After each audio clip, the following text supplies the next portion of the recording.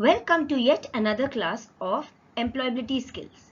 Today we are going to do a new skill called as green skills. In last class in standard 9th, let me do a revision of whatever we have learnt under green skills in standard 9th. In 9th, we had learnt what are the different types of resources, that is the land resource, forest resource, water resources, etc. We had also studied what are the different types of resources, that is the exhaustible and inexhaustible resources, the natural resources, the renewable and non-renewable resources. We had covered in detail about pollution, what are the types of pollution, air, water, sound, etc.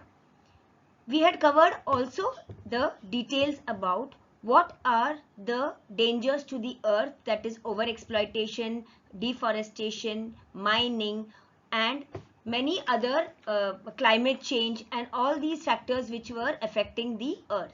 So these all topics were clearly covered in detail in standard 9th. I hope you will remember it, and please once again I request you to keep your 9th standard notes intact so that it will be easier for you to study from that during the 10th standard exams.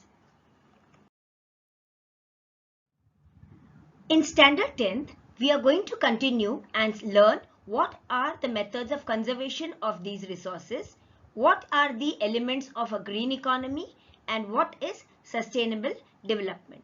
So let us now start with the conservation of the natural resources. So what is conservation?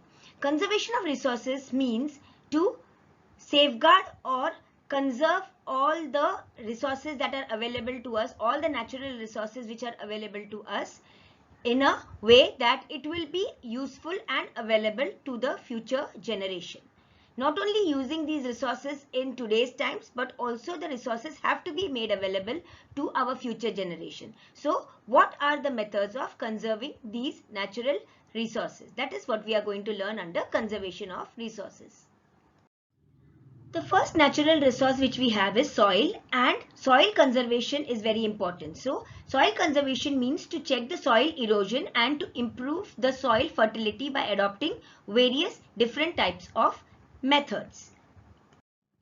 Some of the methods of soil conservation are building bunds around the crops, then doing terrace farming, soil rotation. All these methods are followed for improving the fertility of the soil. As you keep on rotating the soil, the fertility of if you keep on growing the same crops again and again, the fertility of the soil decreases. So in order to do that, we can have a process of soil of crop rotation.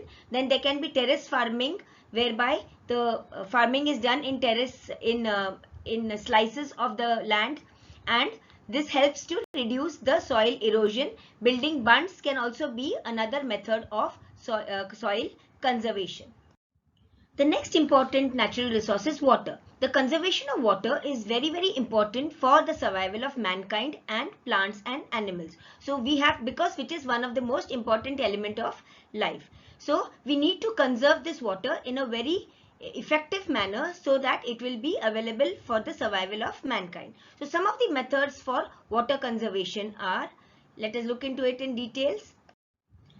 Some of the methods of water conservation, it can be done at two levels. One is at a personal level, you can reduce water consumption by replacing leak pipes, or using of less water during while taking a bath, using of buckets instead of showers, or even we can use gadgets also. Those who require less of more water, we can avoid using that. So this way, at a personal level, we can try to use or conserve as much as water as possible.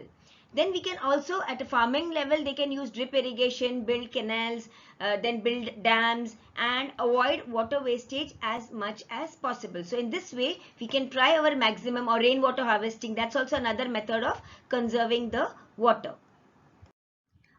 As you know that energy resources are very limited in nature, so we need to conserve that energy resources very efficiently, so that saving them is very important. So we have to save all our natural energy resources like coal and minerals and oil and natural gas. All this has to be conserved very efficiently so that it can be used in future. So some of the methods we will look into it. We can switch over to some a certain type of renewable energy resources like wind energy, solar energy, water, hydroelectricity. This can be done at a larger scale. And at a personal level, you can switch off the fans and lights when not needed. You can switch over to LED lights, then use equipments which have less of which consume less of power. We can also have a regular maintenance of our vehicles, have the PUCs done, move over to certain vehicles and machinery which require less of energy. So these are the methods in which we can conserve our electricity and energy resources. Food is a very important natural resource which we get because it helps us to sustain ourselves. So we have to follow many different methods to conserve food. So the first and most important thing is to avoid food wastage and to conserve whatever food resources like food grains, vegetables, fruits, or fish and meat. All this has to be conserved in a proper way so that it prevents the spoilage of this type of resource, and or it prevents from harmful bacteria and microbes getting making the food spoiled. So we have to be very careful about food conservation. We can try out different methods like storing the food in proper containers, in refrigerators, not breaking the cold chain when it is being transported, or even at a local level or at your own personal level, you can try to avoid as much food wastage as possible. Try to take in only that much as what you want so that maximum food can be saved.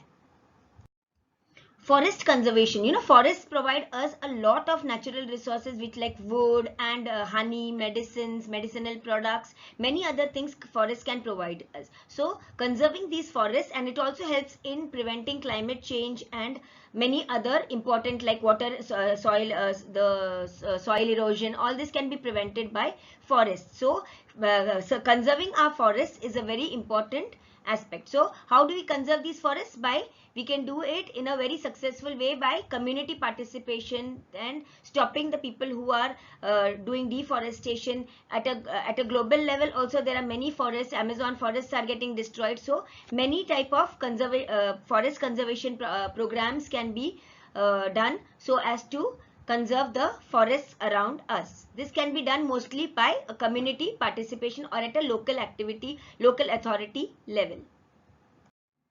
Planting a lot of trees around, or keeping a check on whether the forests around you are getting degraded. All this that can be done by people at a local level or at the local authority level. You can inform people if the local authorities, if you find that somebody is causing deforestation or doing a lot of cutting of trees around the forest. All these can be kept in check at a local level by you students itself. Now we go on to the next part, which is called as green economy. So what is the object of a green economy? That is to reduce the environmental risks and ecological scarcities that aim at sustainable development without degrading the environment, which means we adopt different types of methods which helps in sustainable development of our economy without actually harming the environment. So that is called as a green economy. So what are the main sectors of a green economy? First is e-waste management, then is green transportation, renewable energy, green conservation, and water management. So let us look at each of them in detail. First is e-waste management. So what is basically e-waste? E-waste means electronic waste. As you know, nowadays most of the people have a lot of electronic devices in their houses like refrigerators, computers, TV, mixie. So many different electronic equipments are being used by you. So what happens when these start getting spoiled, or once you finish that repairing stage of these particular equipments, then they need to be discarded. So how to manage this type of electronic waste and how to reuse it, resell it, resalvage it, or recycle it? This is what comes under waste management. That is segregating the different parts of these electronic devices and then reusing them, or reusing or even recycling these devices. That comes under e-waste management. The next element is green transportation. Green transportation means using effective and efficient methods or new ways, modifying your transport system in such a way that there is very little damage to the environment. That means, for example, doing switching over to CNG, or instead of using coal in the engines, coal of trains, then switching on to electric trains and the metros. Adopting such type of green transportation system which reduces the pollution and use of the resources, the natural resources. This is called as green transportation, making the transportation more healthier and more better economically. The next is adopting renewable energy resources. As we have already learned before also, that the the natural resources are non-renewable, so you can't get it, and it is exhaustible. So once it is over, you will not be able to use it. So we have to adopt more better methods of energy, like solar energy, wind energy, tidal energy, and rainwater harvesting. All these type of geothermal energy, all these type of methods we can use. This type of energy resources we can use to conserve our already exhaustible energy resources.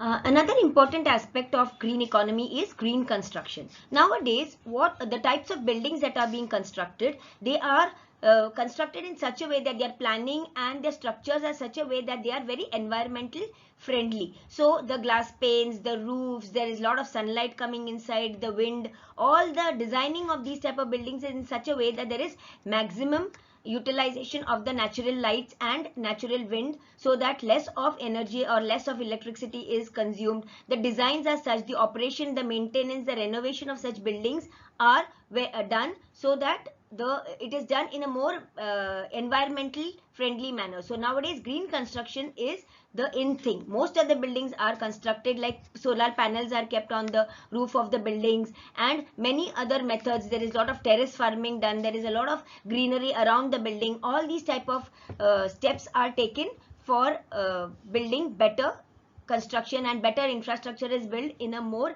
efficient way, so that the environment, it is more environmental friendly buildings. Water management is one of the last elements of your green economy.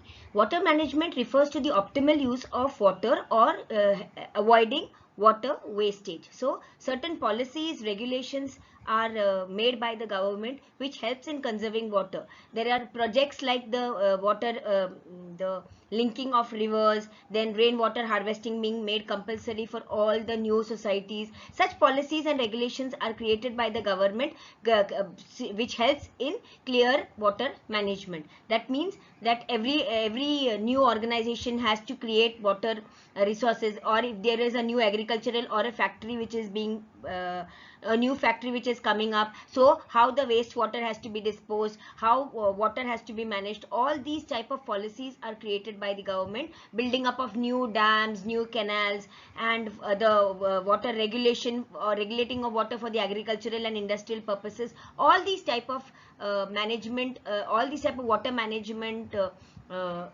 is taken up by the government through policies and regulations to help conserve water. So basically these are the 5 different types of elements or sectors which come under green economy.